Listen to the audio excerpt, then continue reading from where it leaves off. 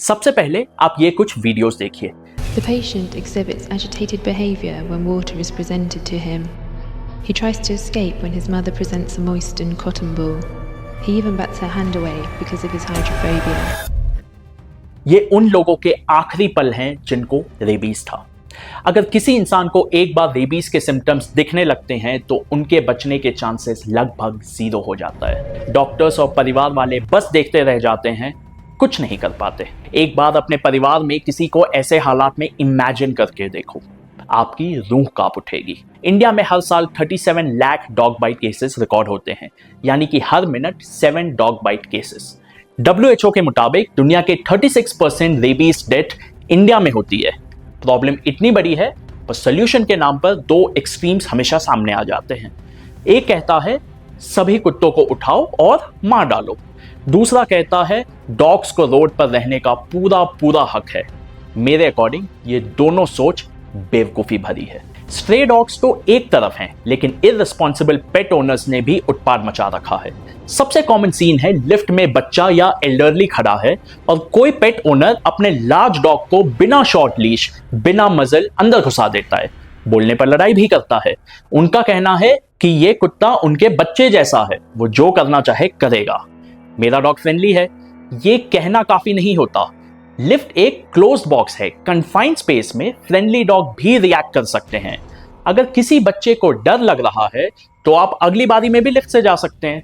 क्या यह जरूरी है उसी बच्चे के साथ उसी वक्त लिफ्ट में जाया जाए? दूसरी बात, एनिमल लवर का टैग बहुत से लोगों के बायो में देखने को मिलता है, पर जब एडॉप्शन का वक्त आता है तो ये लोग इंडियन देखकर सीधा दूर हो जाते हैं। ये so called animal lovers mostly privilege class of the society से आते हैं। उन्हें एक अलग फैसिनेशन है हस्की, गोल्डन रिट्रीवल या पिटबुल ब्रीड्स के साथ। ये सभी ब्रीड्स इंडिया के हैं ही नहीं, ये आर्कटिक क्लाइमेट में पाए जाते हैं या बहुत हाई एनर्जी वाले हैं, और जब इन्हें इंडिया लाया जाता है तो उन्हें हीट स्ट्रेस होता है या अपना एनर्जी चैनलाइज करने का मौका नहीं मिलता, जिससे इरिटेशन और एग्रेशन बढ़ता है। इंस्टाग्राम पे लाइक्स के लिए ये लोग रोड पे जाते हैं, डॉग्स को फीड करते हैं, बहुत अच्छी बात है। लेकिन जब एडॉप्शन की बात आती है या उन्हें वैक्सीनेट करने की बात आती है तो ये मुंह मोड़कर निकल लेते हैं। यही इन सो कॉल्ड एनिमल लवर्स की हिपोक्रेसी एक्सपोज होती है, क्योंकि जब बात एडॉप्शन की आती है तो इन्हें फॉरेन ब्रीड के कुत्ते चाहिए। स्ट्रीट डॉग्स को एडॉप्ट करने के लिए ये तैयार ही नहीं है। सच बहुत सिंपल है, प्यार पेडिग्री से नहीं जिम्मेदारी से प्रूव होता है। इंडियन ब्रीड एडॉप्ट करो, उन्हें वैक्सीनेट और स्टेरिलाइज करवाओ, या कम से कम ABC ड्राइव्स को फंड या सपोर्ट करो, वरना एक्टिविज्म सिर्फ फिल्टर है, कंपैशन नहीं। ये तो बात हो गई एनिमल लवर्स की, लेकिन इस प्रॉब्लम के लिए सबसे ज्यादा अगर कोई जिम्मेदार है तो वो है हमारी सरकार।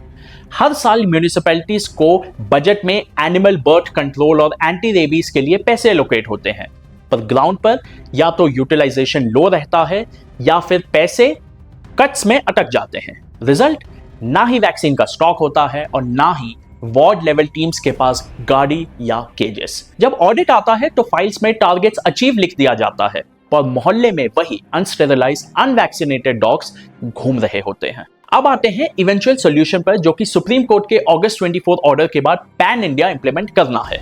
सरकार ऐसा करती है या नहीं ये अलग बात है, लेकिन करना क्या है ये एकदम क्लियर हो गया है। मॉडल सिंपल है, capture, vaccinate, sterilise, tag, return to site.